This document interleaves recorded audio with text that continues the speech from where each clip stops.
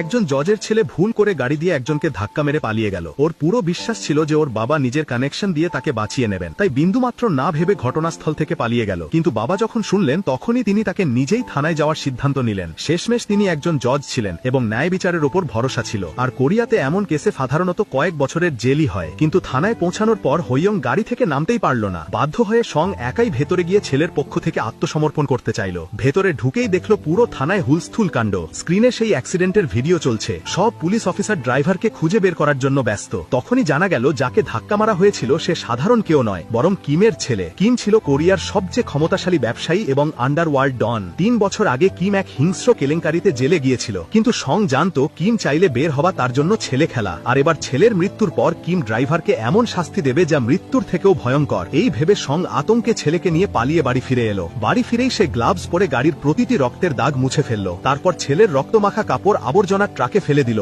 এবং দাঁড়িয়ে রইল যতক্ষণ না সেগুলো টুকরো টুকরো হয়ে শেষ হয়ে গেল। এদিকে জেলের ওয়ার্ডেন কিমকে তার ছেলের মৃত্যুর খবর দিল। শুনেই কিম ভীষণ রেগে গেল এবং সঙ্গে সঙ্গেই নিজের কানেক্ট ব্যবহার করে মুক্তির ব্যবস্থা করে নিল। ছেলের লাশের পাশে দাঁড়িয়ে কিম ভেতর থেকে ভেঙে পড়েছিল। কিন্তু আসল ধাক্কাটা এলো যখন ডাক্তার বলল যদি ছেলেটিকে কয়েক মিনিট আগে হাসপাতালে আনা যেত তবে সে বেঁচে যেত। এটা শুনে কিম শপথ করল যে ড্রাইভারকে ছাড়বে না। যদিও সং প্রায় সব প্রমাণ মুছে ফেলেছিল, তবুও তার অস্থিরতা কমছিল না। গাড়িটা এখনো তার গ্যারেজে দাঁড়িয়েছিল। সেদিন রাতে সে তার পুরনো বন্ধুকে ডেকে নিয়ে এসে ভান করে বলল যে আজ তার স্ত্রীর মৃত্যুবার্ষিকী। স্ত্রী মারা যাওয়ার পর থেকে তার ছেলে যখনই ওই গাড়িতে বসে তখনই তার অ্যাজমার অ্যাটাক হয়, তাই সে চুপি চুপি ওই গাড়ি থেকে মুক্তি পেতে চায়। বন্ধুটি রাজি হয়ে গেল এবং সঙ্গে সঙ্গেই এক কসাইয়ের সঙ্গে যোগাযোগ করল যে শুকরের মাংস সরবরাহ করে। পরদিন কসাই ছদ্মবেশে এলো এবং গাড়ি নিয়ে চলে গেল। গাড়ি দূরে চলে যেতে দেখে প্রথমবারের মতো সং কিছুটা স্বস্তি পেল। ওদিকে কিম পুলিশ থেকে ইমার্জেন্সি কলের রেকর্ডিং বের করলো। বারবার শুনে সে বুঝলো কলটা তার ছেলের নয়, হয়তো ড্রাইভার করেছিল। যদিও একটা শব্দ শোনা যাচ্ছিল না, কিন্তু নিঃশ্বাস শুনেই কিম টের পেল যে ওই ব্যক্তির অ্যাজমা আছে। আর এই ছোট্ট তথ্যটাই কিমের কাছে খুনিকে খুঁজে বের করার সবচেয়ে বড় চাবিকাঠি হয়ে দাঁড়ালো।